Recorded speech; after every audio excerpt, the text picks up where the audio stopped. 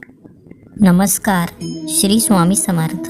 जय जय स्वामी समर्थ. स्वामी भक्तांनो, स्वामी महाराजांच्या या संदेशामुळे तुमच्या जीवनामध्ये सुख समृद्धी येईल. तुम्ही ज्या गोष्टीची अपेक्षा सोडली होती ती गोष्ट देखील तुम्हाला नक्कीच मिळेल. स्वामी भक्तांनो, काळजी करू नका. येणारा काळ तुमच्यासाठी सुवर्ण काळ असणार आहे. चिंता सोडा आणि या संदेशाकडे लक्ष द्या. काळजीपूर्वक हा संदेश ऐका. नक्कीच तुमच्या जीवनामध्ये सुख, समाधान, समृद्धी नांदेल. स्वामी भक्तांनो, आजचा संदेश खूपच चमत्कारिक ठरणार आहे.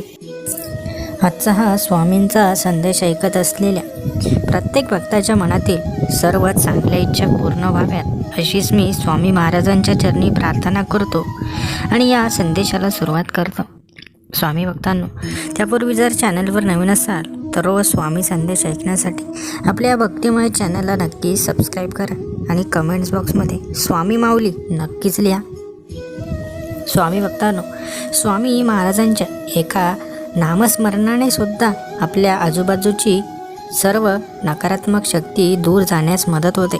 जेव्हा आपण म्हणतो श्री स्वामी समर्थ, श्री स्वामी समर्थ, श्री स्वामी समर्थ, तेव्हा नक्कीच आपल्या आजूबाजूला एक दिव्य शक्तीचं आवरण तयार होतं आणि ते दिव्य शक्तीचं आवरण आपल्या आजूबाजूला असली नकारात्मक शक्ती आपल्या जवळसुद्धा येत नाही. स्वामी भक्तांनो, परमेश्वराच्या नामस्मरणात जर एवढी ताकद आहे तर प्रत्यक्ष परमेश्वर किती शक्तिशाली असतील याचा विचार देखील आपण करू शकत नाही. स्वामी भक्तांनो, परमेश्वराचं नाम घेताना आपलं मन शुद्ध असावं. आपल्या मनामध्ये कुठलीही वाईट गोष्ट विचार नसावा. स्वामी भक्तांनो, जेव्हा जेव्हा आपण चांगलं विचार करतो, चांगल्या प्रकारे जीवन जगत असतो, नेहमी सर्वांचं चांगलं करत असतो, तेव्हा आपण परमेश्वराचा एक लाडका भक्त म्हणून आपली निवड केली जाते. कारण जेव्हा जेव्हा परमेश्वराचे भक्त हे प्रमाणापेक्षा जास्त भक्ती करतात, प्रमाणापेक्षा जास्त चांगलं वागतात, तेव्हा स्वतः परमेश्वर त्यांना दर्शन देण्यासाठी येत असतात. आपण अनेक पौराणिक कथांमध्ये ऐकलेलं आहे की परमेश्वराची भक्ती केल्याने अनेक भक्तांना काय काय आशीर्वाद मिळाले आहेत. आता हे कलियुग आहे. या युगामध्ये अशी तपश्चर्या शक्य नाही. मात्र आपण नाही तपश्चर्या, परंतु मंत्र जप असेल किंवा इतर कुठली भक्ती असेल, पूजा अर्चना असेल, हे सर्व तर नक्कीच करू शकतो. आपण साधू महाराजांसारखे खूप मोठे जे तपश्चर्यासारखे मोठमोठे भक्तीचे मार्ग आहेत ते तर निवडू शकत नाही. मात्र आपण जे आपल्या परीने होत आहे ते सर्व नक्कीच करू शकतो. स्वामी भक्तांनो, असे सर्व भक्तीचे मार्ग केल्याने आपल्या जीवनामध्ये सुख, शांती, समाधान येतं. आपल्या घरातील वादविवाद मिटतात आणि आपण जे काही मिळवण्याचा प्रयत्न करत आहोत त्यामध्ये आपल्याला यश नक्कीच मिळतं. स्वामी भक्तांनो, श्रद्धा आणि अंधश्रद्धेमध्ये खूप फरक आहे. श्रद्धा म्हणजे मनापासून केलेली भक्ती आणि अंधश्रद्धा म्हणजे दुसऱ्याच्या तोतांड जे काही कर्मयोग आहे त्यावर विश्वास ठेवणं, मुक्या प्राण्यांचा बळी देणं किंवा इतर कुठल्याही ज्या काही अंधश्रद्धेच्या प्रथा आहेत त्या कधीही करू नका. नेहमी खऱ्या मार्गाने, सच्च्या मार्गाने भक्ती करा. आपला धर्म आहे, हा धर्म आपण स्वीकारायचाच आहे आणि त्याप्रमाणे चालायचा आहे. स्वामी भक्तांनो, अनेक खोटी लोक तुम्हाला जीवनामध्ये मिळतील जी तुम्हाला अनेक काय काय उपाय करायला सांगतील, परंतु ते कुठलेही उपाय तुम्ही करू नका. तुम्ही फक्त खऱ्या मनाने परमेश्वराची प्रार्थना करा. जे काही उपवास आहेत ते करा, परमेश्वराची भक्ती करा, स्वामी केंद्रामध्ये जा, तेथे जाऊन पारायण करा. नक्कीच तुम्हाला त्याचा फरक जाणवेल. परंतु भक्तांनो, जीवनामध्ये अनेक असे आपल्याला व्यक्ती मिळतील की जे पैसे घेऊन तुम्हाला हे देतो ते देतो म्हणतील. अशा कुठल्याही गोष्टीवर विश्वास ठेवू नका. स्वामी भक्तांनो, भक्ती करणं तेवढंच महत्त्वाचं आहे जेवढं जागरूकता निर्माण करणं देखील महत्त्वाचं आहे. स्वामी भक्तांनो, अनेक भक्त अनेकांच्या जाळ्यामध्ये गुंततात, त्यांना सोडवणं देखील खूप गरजेचं आहे. सकारात्मक माहिती दिल्याने कुठलाही तोटा होत नाही. त्यामुळे अनेक लोक सकारात्मक माहिती देत असतात, ती योग्यच आहे. परंतु कुणाकडून पैसे घेऊन वेगवेगळे उपाय करायला लावणं, लिंबू असेल, मिरची असेल किंवा इतर काही मुक्या प्राण्यांचा बळी असेल, इतर कुठलीही प्रथा ही तुम्ही करू नका. तुम्ही फक्त चांगल्या प्रथा करा. जेव्हा जेव्हा तुम्ही योग्य त्या मार्गाने जाल तेव्हा परमेश्वर नक्कीच तुम्हाला मिळेल.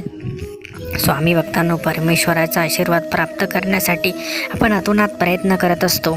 जेव्हा माणूस एखाद्या संकटामध्ये अडकलेला असतो तेव्हा तो कोणावरही विश्वास ठेवायला तयार होतो. किती पैसे खर्च करायला माणूस तेव्हा तयार होतो.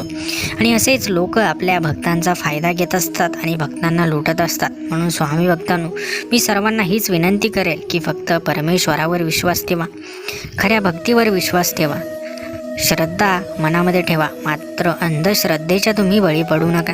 स्वामी भक्तांनो, तुम्ही जे काही स्वामींकडे मागताय ते तुम्हाला नक्कीच मिळेल. आपण फक्त चांगल्या भक्तीच्या मार्गाने जगायचं आहे. आणि जो माणूस चांगल्या भक्तीच्या मार्गाने जगतो त्या माणसाला यश जीवनामध्ये नक्कीच मिळतं. स्वामी भक्तांनो, जेव्हा जेव्हा तुम्हाला वाटेल की आपण जीवनामध्ये हरत चाललो आहे तेव्हा परमेश्वराच्या एका संदेशाकडे लक्ष द्या. तो संदेशच तुम्हाला तुमच्या मनामध्ये जागरूकता निर्माण करण्यासाठी महत्त्वाचा ठरेल. स्वामी भक्तांनो, जेव्हा खचून जाल तेव्हा परमेश्वराचं नामस्मरण करा, पुन्हा ऊर्जा मिळेल. जेव्हा जेव्हा या दुनियेच्या गर्दीला कंटाळाल, या दुनियेच्या लोभाला, या दुनियेच्या प्रत्येक गोष्टीला कंटाळाल, तेव्हा स्वामींच्या चरणी शरण जा. स्वामी तुम्हाला शांततेचा मार्ग दाखवतील. स्वामी भक्तांनो, जीवनामध्ये फक्त धनसंपत्ती, पैसा कमवणं हेच सर्व काही नाही, तर जीवनामध्ये शांतता, समाधान देखील तितकंच महत्त्वाचं आहे. जर आपल्या मेंदूला, आपल्या हृदयाला आरामच मिळाला नाही तर आपण जीवनामध्ये लवकरच थकून जाऊ. म्हणून मेंदूला आणि आपल्या हृदयाला आराम मिळणं खूप महत्त्वाचं आहे. हृदयाला आणि मेंदूला जेव्हा शांतता आवश्यक असते तेव्हा ती मिळत नसते, आणि ती मिळवण्यासाठी मग आपल्याला परमेश्वराकडे शरणागती घ्यावी लागते. स्वामी भक्तांनो, जीवनामध्ये आपण जेव्हा चांगलं कर्म करतो तेव्हा आपोआपच आपलं हृदय आणि आपला मेंदू शांत असतो. म्हणून चांगलं कर्म करा. जीवनामध्ये जेव्हा केव्हाही तुम्हाला वाटेल की आपण आता हरणार आहोत, आता आपल्याच्याने काहीच शक्य नाही, तेव्हा परमेश्वराचं वाक्य आठवा, अशक्यही शक्य करतील स्वामी.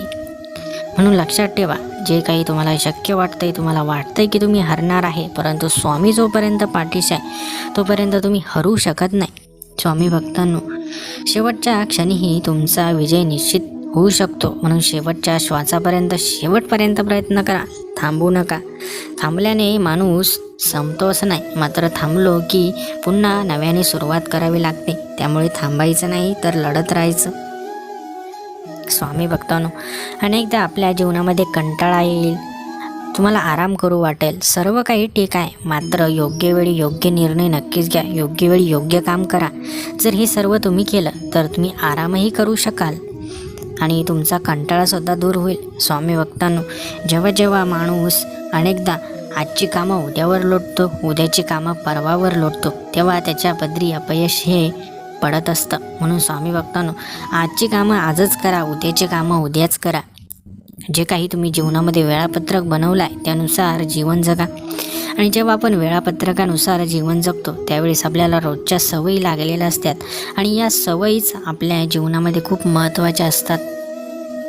सकाळी लवकर उठून कामाला सुरुवात करणं, आपल्या कुटुंबासाठी पुरेसा वेळ देणं, आपल्या भक्तीमध्ये पुरेसा आपण वेळ घालवणं, हे सर्व काही आपल्या जीवनाचे नियम आहेत आणि हे नियम आपण पाळायलाच हवे.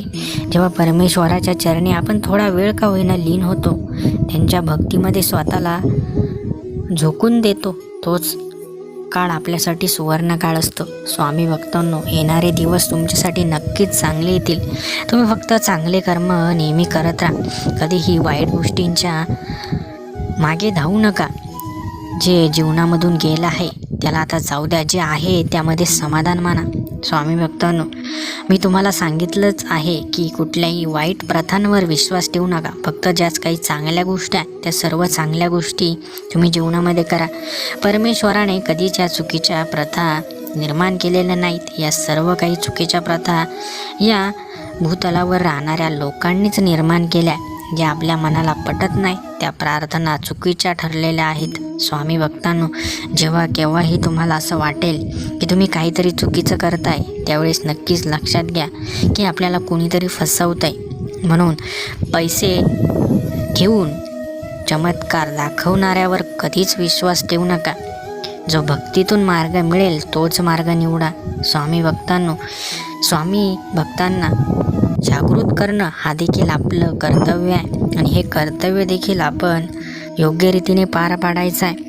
आपणही वाचा आणि दुसऱ्यांनाही वाचवा. खऱ्या भक्तीचा अर्थ सगळ्यांना शिकवा.